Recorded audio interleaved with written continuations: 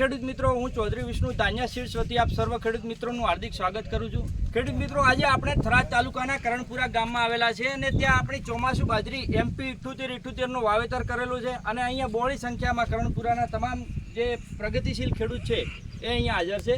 તો આપણે જે આ પ્લોટ લગાવેલો છે એને 70 થી 72 દિવસનો પ્લોટ થયો છે અને કાલે તમે જોયું છે કે જે 16/9નું જે રાત્રે વરસાદ આવ્યો છે થરાદની અંદર અને પવન હતો એની સામે પણ અત્યારે આપણે પ્લોટ નિહાળવાનો છે અને ખેડૂતના અનુભવ લેવાના છે કે પવન સામે કેવા એના પ્રતિકાર રહ્યા। નમસ્કાર મોટાભાઈ, આપણે જે અત્યારે ખેડૂતો અહીંયા ભેગા છે તમે બધો પ્લોટ વિઝિટ કર્યો એના વિશે આપનો શું અનુભવ છે?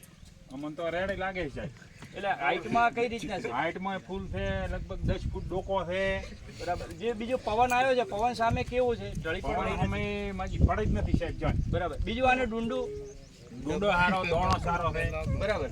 બીજું બાપુ, તમને કેવી લાગી આ બાજરી? બધાના અનુભવ કેવા છે બાજરીના?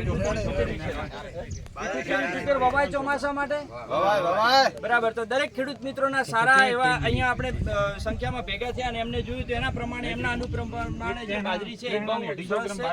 તો હું આપ સર્વ ખેડૂત મિત્રોને વિનંતી કરું છું કે ચોમાસુ સિઝનની અંદર વાવેતર કરો તો ધાન્યા સીડ્સનું 78-78નું વાવેતર